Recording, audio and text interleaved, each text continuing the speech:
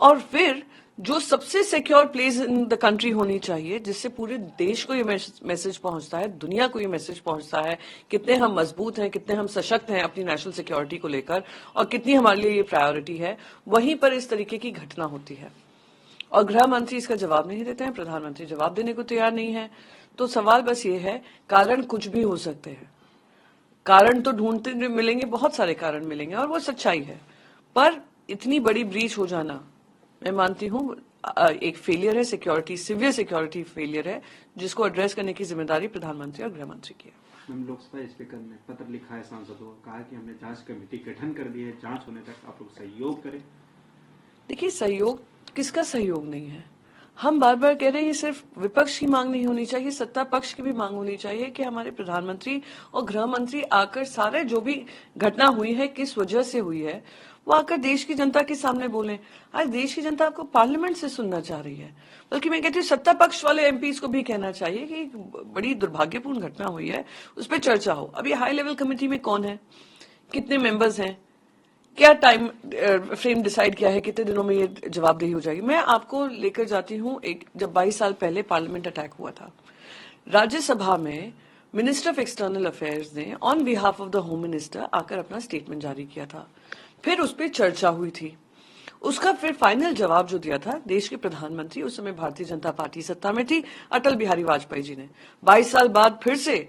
Bharatiya Janata party के समय पे ये घटना हुई है, क्या ये जिम्मेदारी नहीं बनती है कि इस प्रोटोकॉल को फॉलो किया जाए, एक देश को कड़ा संदेश दिया जाए, दुनिया भर को कड़ा संदेश दिया जाए कि अगर ऐसी घटना होगी तो हम जवाबदेही लेते हुए, अपनी जिम्मेदारी समझते हुए हम इन लोगों को जवाब देंगे। शरद पवार जी ने इसके बारे में सोचने की ताकत नहीं। जिस तरीके से हम देख रहे हैं, बेरोजगारी बढ़ रही है, महिलाओं के ऊपर अत्याचार बढ़ रहे हैं, किसान एक तरफ से त्रस्त हैं, हमारे युवा दुखी हैं, महंगाई बढ़ रही है, अर्थव्यवस्था चरमराई हुई है, तो हाँ, कहीं ना कहीं लगता है कि आप कब तक नेशनल सिक्योरिटी का हवाला देते देते, और वो भी अब दिख गई कि आपकी कथनी और करनी में कितना अंतर है, कि आप बोलते नेशनल सिक्योरिटी की है, हम अपना पार्लियामेंट को नहीं सिक्योर रख पा रहे हैं। तो ये सारे मुद्दे हैं कि सरकार, देश में आज प्रधानमंत्री कम है, प्रचार मंत्री ज्यादा है, और अगर देश की चिंता होती तो सही मायने में वो देश के प्रधान कहलाए जाते। मैम, एक कोर्ट ने राहुल गांधी को बयान दिया था, जिसको लेकर पहले डेफेमेशन लगाया, उनको सस्पेंड किया, फिर वो कोर्ट केस जीत कर आए, उनको घर से तक निकाल दिया गया विदाउट हियरिंग की कोर्ट की सुनवाई क्या होगी। अभी फिर से एक नया हथकंडा अपनाया है, दिख रहा है कि इस तरीके से राहुल गांधी जी जो मुद्दे उठा रहे हैं, उससे भारतीय जनता पार्टी के खेमे में कहीं ना कहीं चिंता है, जिस वजह से वो पूरी जो भी उनके प्रोसेसेस हैं, किस तरीके से प्रोसेसेस का इस्तेमाल कर उनको साइलेंस किया जाए। मैम, देश भर में महिलाओं के खिलाफ जो अत्याचार हो रहे हैं, राजस्थान हो या कर्नाटक हो, उसको आज महाराष्ट्र में देखिए, एक युवती को एक भारतीय जनता पार्टी युवा मोर्चा के प्रेसिडेंट अपनी गाड़ी से कुचल देते हैं, वो एक सीनियर ब्यूरोक्रेट के बेटे भी हैं, कोई किसी तरीके से किसी को पता भी नहीं पता चलता जब तक वो महिला खुद इंस्टाग्राम पे आकर अपनी बात नहीं रखती है।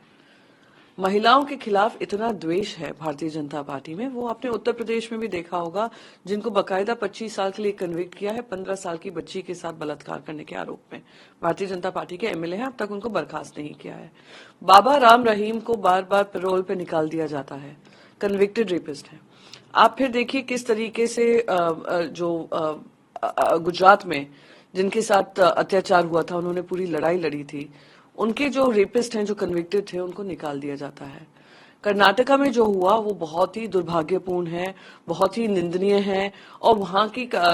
पे कार्रवाई सख्त से सख्त होनी चाहिए। पर इस पे जो मैं राजनीति देख रही हूँ वो इतनी दुर्भाग्यपूर्ण है। वो एनसीडब्ल्यू चेयरपर्सन वैसे इन मुद्दों पे शांत रहेंगी जहां पे भारतीय जनता पार्टी शासित राज्य है, पर उन मुद्दों पे ओवर एक्टिव, हाइपर एक्टिव हो जाएंगी जो उनके शासन में नहीं है।